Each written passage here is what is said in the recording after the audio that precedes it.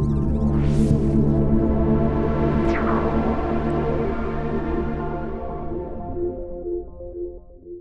guys, Daryl here with the Tactical Existence, talking to Tim from Military Arms Channel. We're out here at the Bullpup Shoot 2013 and ran into Tim. I knew he was going to be here, so decided to get with him and shoot a little video for the channel. Hey guys. Hey, so how many times have you been to this shoot? This is my second time. I came out last year, it was the first time. First time for me.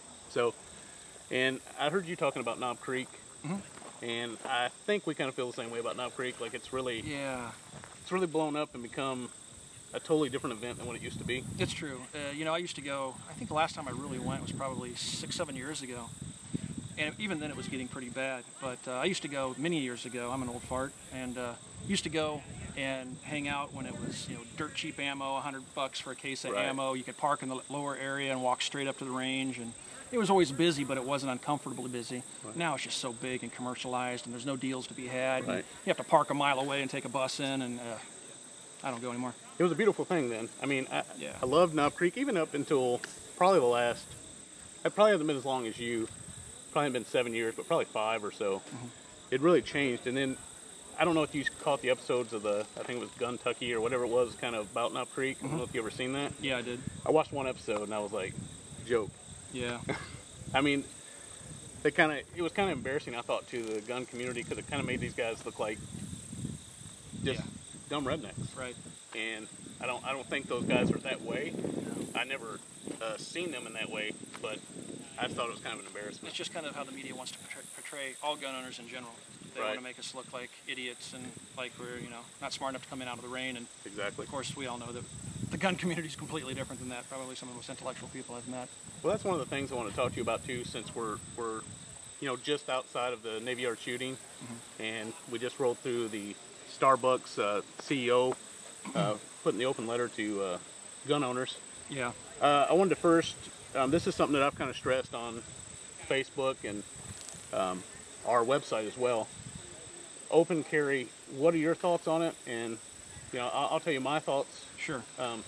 Myself, I am not an advocate of open carry unless it's the only way you can carry. I'm fine with open carrying, say, if you're going to a rally or a pro Second Amendment rally, something like that, I think that's fine. Yep. But to take them to McDonald's or Starbucks with your AR-15 or your AK, you're going to cause a scene no matter, I mean, I'm all for you to have the right to do so. Right. But I kind of view it, I have the same tact, but I view it just a little bit differently. If you open carry every day because that's the way you choose to carry, you think it's tactically sound, I may not agree with it, but I think I may not agree with it being tactically sound, but I agree with your right to do it. Yeah, open carrying a firearm should be legal, and I don't want to see that restricted anywhere. The problem we have, and especially in the case of the California open carry demonstrations that ultimately wound up in the laws being changed, or now in the case of Starbucks, where they didn't really say no more guns in our stores. They did, but they didn't. They don't plan on enforcing the new policy. It was more of a shot over the bow to American gun owners, you know, saying, look, we're serious. Don't make us the focal point of your debate. And that's all they want. They've been neutral up until this point, and I give them credit for being neutral for as long as they have, but we forced their hand, we as the gun community. We definitely forced the issue. So if you carry a gun openly because that's the way you choose to carry, and that's the way you carry every day, and it has no political statements behind it, you're just doing it because that's how you choose to carry, I'm fine with it. The other 99% of the people that are doing it are only doing it on 1 or 2 days. They're purposely going to Starbucks, posing like a bunch of goofballs for Facebook photos with their AR-15s, with the startled, you know, hippies in the background. But nothing is to be gained from that. You're carrying because you're doing it to say, hey, look at me. And conversely to what people think, you know, sure, we have a Second Amendment right. We have a Bill of Rights that protects freedom of speech and a right to carry firearms, all that good stuff. But people take it to extremes, and you have to remember that private property is excluded from those you know, protections. You come into my house and insult my wife, you're going to get shown the door. And Starbucks is private property. If you interfere with them being able to make a dollar, which is what they're ultimately there to do, they're a business, not a political forum, and you come in and start disrupting their environment by openly carrying AR-15s and AKs or whatnot, they have every right to say, don't come in our stores anymore. So, and like you said, I'm not against open carry. I think everyone should have the right. I don't agree with it myself. And it's not something that I choose to do. Because to me, I think if you're doing it, you know, for tactics, you think you're you know, that's your tactics every day. I think you're making yourself a target. Oh, I agree. And most of the people I see doing it don't have proper retention holsters. They're not properly trained in open carrying. Ask any police officer how important it is to be able to protect that weapon you're openly carrying. A lot of the guys I see doing it have, you know, $5 Uncle Mike's holsters and stuff, and they're carrying around on the backside of their hip, and the gun's just waiting to be snatched. Well, I don't know if you've seen the article, but I don't remember if it was Texas or where it was. It was just yesterday or the day before. A man that was known for carrying his gun open. It was I think an Uncle Mike's holster, something similar to that. This little nylon holster actually had his gun taken from him by force at gunpoint. Yeah. So I mean, that just kind of goes to set that in stone. Yeah. That you're drawing attention to yourself, which, in my opinion, is unwanted and unnecessary. Yeah. So. I think most tactical instructors will tell you that it's generally a bad idea to open carry from a tactical perspective. But you know, you live in Arizona and you're going out riding a dirt bike, riding your horse, whatever, and you just want to open carry because it's comfortable. You don't want to wear a shirt to cover it up. It's 100 degrees outside. I mean, I've even done that going out to the range, out to the Mac range. It's, you know, it gets hot in Indiana, and I open top carry off at the range. Yeah, I mean, so I have no problem with it. I just have a problem with people that are doing it to make political statements because it doesn't help. I'm the same way. If you're going out baiting the police department to make a YouTube video, you're not helping the situation. In my opinion, you're hurting the whole community. I think we've proved that. Yeah. California proved that. Yeah, I open carry when I go out four-wheeling too. I've got a Razor. I open carry there. You're out in the woods. I mean, it's a different environment. Absolutely. So I also wanted to ask you, your thoughts on the Navy Yard shooting in D.C. Of course, mainstream media had their AR-15 glasses on. They always do. And I mean, right from the start, it wasn't a shooting. It was an AR-15 massacre. Right. And as Dianne Feinstein came out and immediately made a press release. Yes. Obama was making comments about it, and then it turns out the guy didn't even have one. Right. The AR-15 is the boogeyman. When I was much younger, back a guy named Patrick Prudy, I think is his name, Stockton, California, shot up a school with an AK. Yeah. For the longest time, the AK was the evil rifle. Everything was an AK to the media. Yeah. AR-15s were AKs. Oh, in Uzis the 80s, were AKs. The 80s, everything was AK. Everything was an AK. Yeah. Now we're seeing that happening with the AR-15, which is America's rifle, which is try as hard as they might, they will never convince general Americans that the AR-15 is a bad rifle. I agree. I mean, so many people have served in the military with it, so many people know it, love it. It is every bit as American as baseball and apple pie, and there's no way they're going to convince Americans that the AR-15 is bad, but that's not going to keep them from trying. Oh no, they're going to try. And, yeah, idiots. I mean, they're on a strict mission. But I found it ironic that the man bought and used a Remington 870, which was not included in the Feinstein ban. Exactly.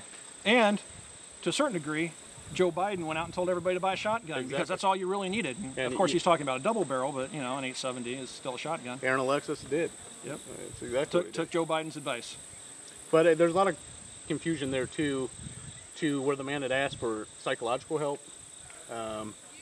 Is kind of the rumor, and also that he had a prior gun charge, which should have prohibited him. I mean, the extending background checks, if you're not going to do the ones properly that are being done now. The mental health issues is touchy. I mean, I don't know where, I'm not going to pretend to have all the answers, but drawing a line as to what constitutes mentally unstable enough not to be able to own a firearm, I don't know. Right. I don't want to pretend I know. But yes, I agree, people with serious mental disorders, if you're hearing voices, I think it's a safe bet to say you probably don't need a gun. If you're at the VA receiving treatment for hearing voices, somebody should probably take note of that.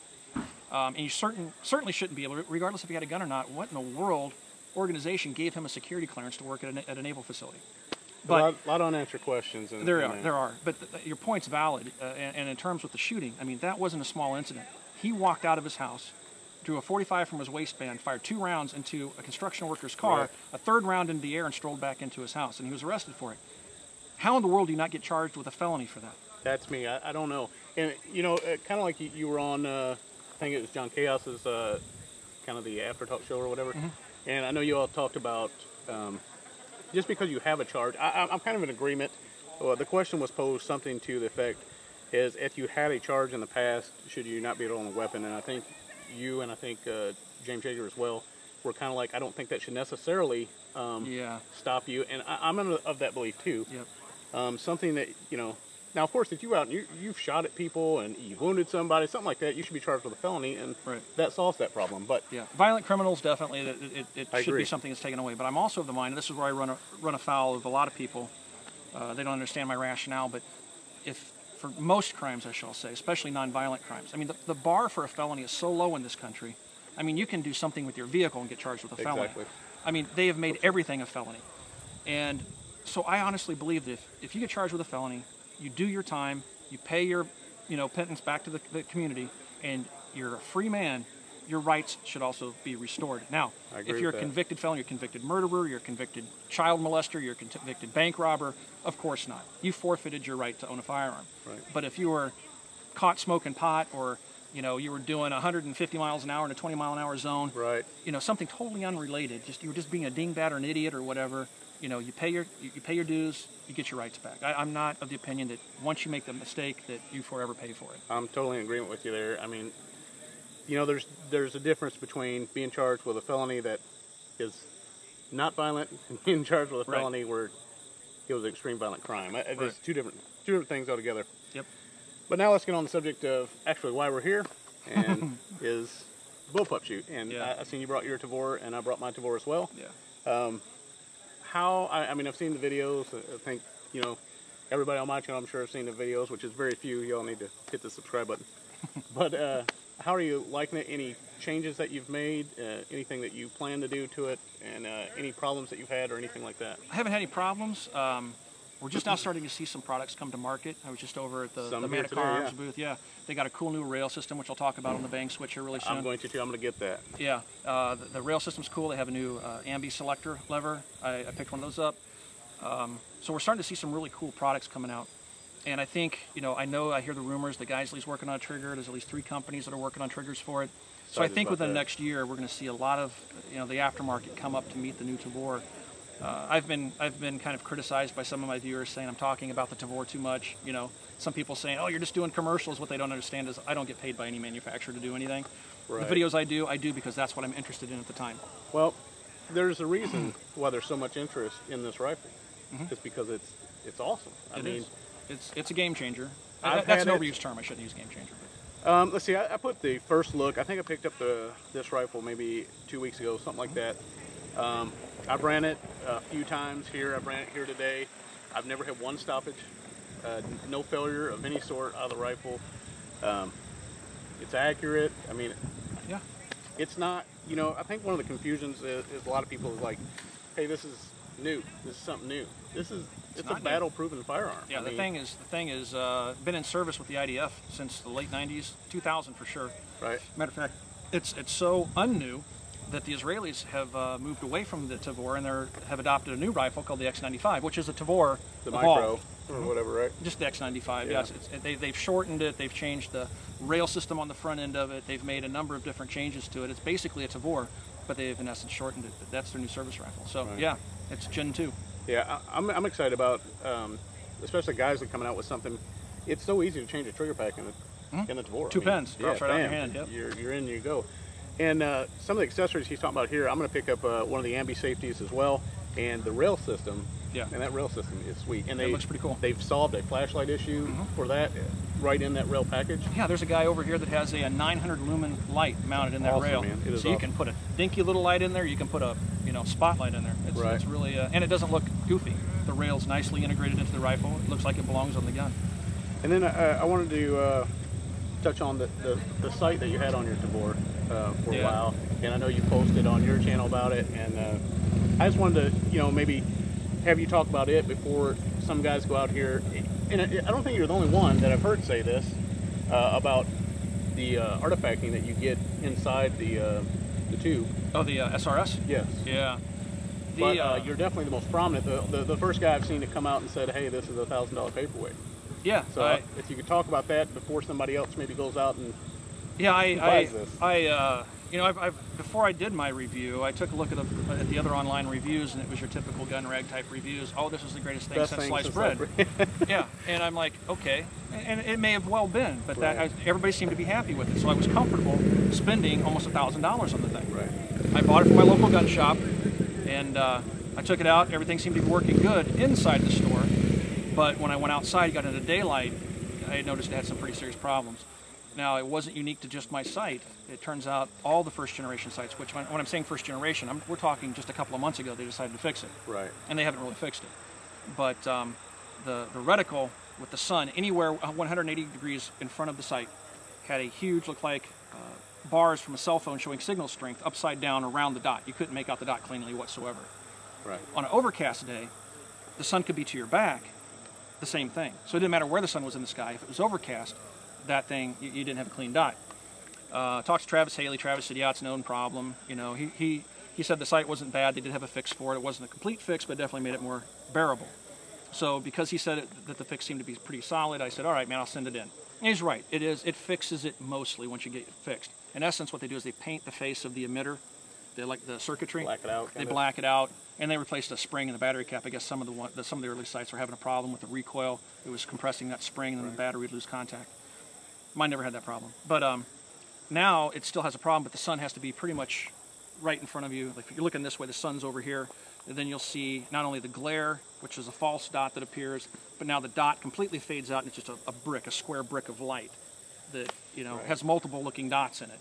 It just completely washes the sight out. So I don't know which is worse, which is better. I think it's a little bit better, but, you know, the sun does set, and if you have to engage a target with the sun over here, it's going to wash out. Well, I know some optics use like a double glass type at the end. I don't know if that's something Aimpoint that would fix that problem or what. But, well, the problem they ran into is they made the housing so short. It's handy, but because it's so short, there's no shielding for the electronics from the sun coming in. It's actually angled too, isn't it? And it's steeply angled, doesn't have another layer of lens in front of it, which like an Aimpoint does, which protects it from that glare.